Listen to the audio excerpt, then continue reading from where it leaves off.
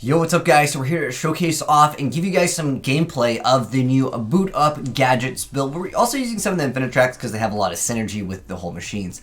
However, I did want to mention something that's pretty important because this is of course utilizing the new boot up cards. This got announced before Nipomo got announced, and I do want to mention that this card is obviously excellent in the deck. Plus, since the deck has really easy access to rank 4s, you can go ahead and make Granite Loyalist and actually search out that card because this lets you add any rock monster from your deck to your hand, which is going to be insane because that just lets you search off this. So you have a lot of really good turn 1 plays. But anyways, now that that's out of the way, let's go ahead and watch some of the gameplay in action here, showcasing off against just a variety of different decks over here. But like I said, that card, obviously you should be main decking it in almost everything now, and I think a lot of Yu-Gi-Oh players are really excited about this card. And Gadgets is a deck where you can definitely play more of a grind game. In fact, you can throw in creature swap, you can do plays like this over here where you're activating limiter removal, and you can actually proc Platinum Gadget's effect, where when it's destroyed, you get to special summon a level 4 Gadget monster from your deck, which will then give you Gold Gadget or Silver Gadget to then let you special summon whatever other color Gadget you want, and then go ahead and re-add back the card. Because these cards do let you cycle in a lot of cards, and it's easy fodder, and it lets you go, again, right into rank 4s. And there are some pretty good rank 4s that you can make. Plus, adding the Infinitrack engine allows you to go in for bigger plays, which we'll get into also, making VFD can just be game on your opponent. But this card is getting an effect, regardless of how this card is getting destroyed by battle or by card effect. It's going to go ahead and give you that gadget, which is again going to give you some extra plays. You guys can see over here, he's going to go right into the True King of all calamities, which basically games your opponent. If you can make this turn 1, which technically with the right hands, you can do some pretty dirty stuff with machine duplication as well, but you guys can see the infinite track is there. So he's going to banish this card and then target 5 Earth machine monsters graveyard, and then he gets Pot of Greed. I mean, this card is really good, obviously for that. And then on top of that, Machina Fortress has always been an insanely good card. Now, just keep in mind, you might not want to special summon 5 times anymore in Yu-Gi-Oh! Unless, of course, you can maybe use the Dolphin reveal your opponent's hand. This guy is playing, of course, the Guard Dragon engine over here. Now, unfortunately, he doesn't get to go completely off. He happens to just go for Succession over here. Went into World Chalice. He just didn't have, he needed an extender here. But anyways, Platinum Gadget's going to be coming out once again. This is kind of like the go-to card. And then on top of that, your main phase, you get to summon a level 4 or lower Machina monster to your hand. It really extends a lot of your combos in this deck. But we're really here to utilize the new gadgets and, of course, the boot up. And I'm just going to mention this effect real quick. So this one lets you target 2 machine gadget monsters, and then you get to equip them. And then what you're able to do with a boot up order gear charge, you get to target any number of gadget monsters you control that are equipped to a monster, and you get to just special summon them. And then you can also discard 1 card and add a boot up Admiral, destroy a Dynamo from your deck to your hand, which is kind of like their new boss monster here, which obviously we're going to go ahead and see right now. And this card has the effect where you can special summon it by sending 2 gadget monsters from your hand and or face up on the field to the graveyard. And it can't be destroyed by battle or card effects while you control a gadget monster equipped to a monster. And then once per turn, you can target another card in the field and destroy it. So it has the ability to really go for OTKs, double of them out, and then you can go into rank 8 plays, which is something I want to go ahead and talk about also. But as far as the deck goes, I don't think it makes like an insanely strong board turn 1. I'm not sure if this guy was afraid of Nibiru, but like he just like goes for this, and then he goes for Jackal Pop. He's gonna go and search, and then he goes for Cauldron of the Old Man. I'm not sure what this build was. Maybe it's, I see Slash Draw. There's always something with Slash Draw to pull off some FTK, so I don't know about this one yet. Anyways, it doesn't really matter too much. He's going to go ahead and actually go for that boot up order. And I think this is what makes the deck so insane. Like, this is going to proc its effect, and then obviously you're able to go ahead and just search out just another card, and then Dynamo going to go and get rid of those gadgets that don't really do too much, and then you can easily go for a game. This guy quits because once this card destroys a monster by battle at the end of the battle phase, you pretty much are going to be winning the game. And we'll actually see that card come out here in a second. Next up, this is against the new Fire Fist. I think people are still figuring out what engine works well. Red Resonator is a fantastic card just for combo extensions. Plus, it has that ability when it's special summoned to potentially gain a bunch of life points, which can sometimes help if you're running into time in Yu-Gi-Oh! But we have the Fire Fist, the Tiger King. This is an excellent card. I mean, Being able to attach a material and negate the effects of all face-up effect monsters on the field, except for Beast Warrior. I mean, that's just GG. Then we also have Eagle over here. We're going to go ahead and see Platinum Gadget. Once again, this is kind of like the go-to card. And then we're going to go ahead and Gear Gigant X. And then he's going to go ahead and resummon a card. He's going to go ahead and select monster cards, so you can't activate any of those effects. And he's going to go ahead and machine dupe this card. And this is what's insane with machine dupe. You can summon up to 2 monsters from your deck with the same name as that monster. Pretty good stuff, because you can declare 1 gadget and it becomes that name. So therefore, this gadget gets you pretty much double extra cards. And that's really, really insane. And it's not like the gadgets are like a once per turn. You could cycle through all of them, so great stuff indeed. And once again, the Dreadnought. But if you don't go for Dreadnought, because in this instance, I mean, it was game pretty much because of life points. But if you don't happen to have the option, I'll show you guys what you can actually make against most decks. You can GG them. So if they make a board and you go ahead and go second and you're able to attack over something, which with limited removal, you can attack over most things in the game. You just go ahead and go for the search of Nib. And that card will just basically give you game against a lot of different decks. Again, that's more of a turn 1 play, but technically turn 2 if you get rid of your opponent's stuff and you make that. Because this deck can swarm really fast, I think that can be an excellent play.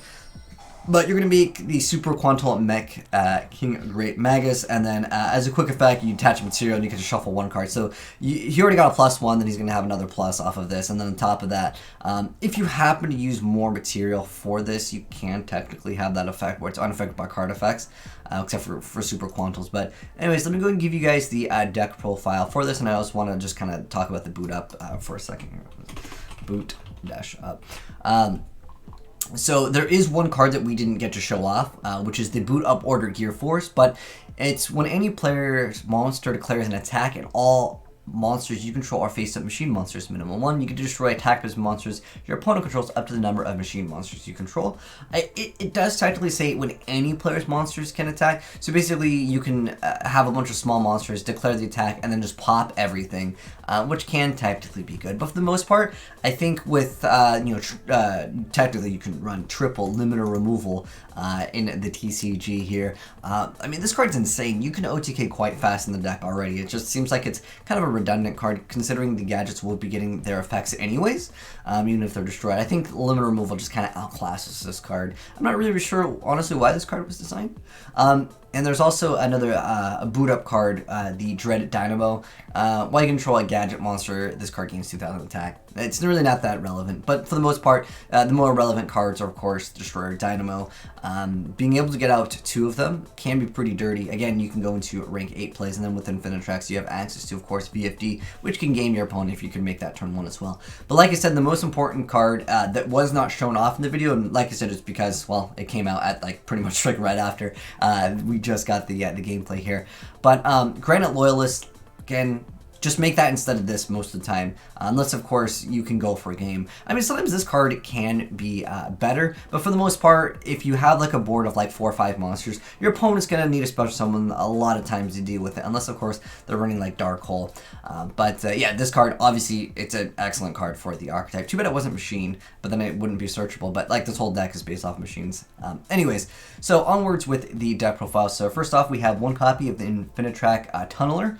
It lets you tribute an Earth machine monster to special summon it, and then you can banish it and then target 5 of them. It's like the Pot of Greed. Kind of nice at 1, I think it's alright. But this card is really good. The Ronk Anchor here, if it's normal or special, you could do special summon a 1 Earth machine monster from your hand, and that can obviously extend your combo. And then also you can target another machine monster you control. The levels of both that monster and this card become the combined original levels of those 2 monsters until the end of this turn. Basically makes this wins games.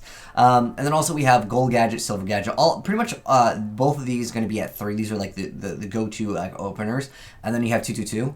And then we also have the Ancient Gear Gadget, where if it's normal or special, you can change it into whatever gadget that you want, which is obviously for machine dupe, whatever colors that you need to go ahead and add to your hand for free. And then, of course, you can Machina Fortress. You can go ahead and destroy Dynamo. Unfortunately, this is 7 and this is 8, but that's just the way it works. But it has another effect. When it's normal or special summon, you get to declare out one card type, monster, spell, trap. This turn, if a monster you control attacks, your opponent's spells, traps, or monsters effects, whichever is declared, can't be activated until the end of the damage step. This could be huge for any decks that really need to proc their effects, obviously when they're destroyed by battle, or whatever the effect is.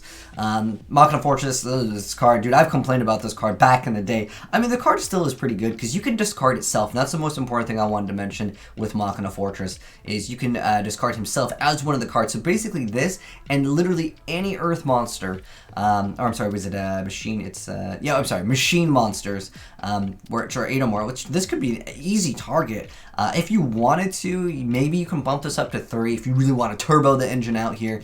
But this card has an insane effect. When it's destroyed by battle and sent to the graveyard, you get to target a card your opponent controls and destroy it. And then, before resolving an opponent's monster effect that targets this face-up card, look at your opponent's hand and discard 1 card from their hand. That's an insane effect. Unless, of course, you're playing against like Dark Worlds, and that's terrible.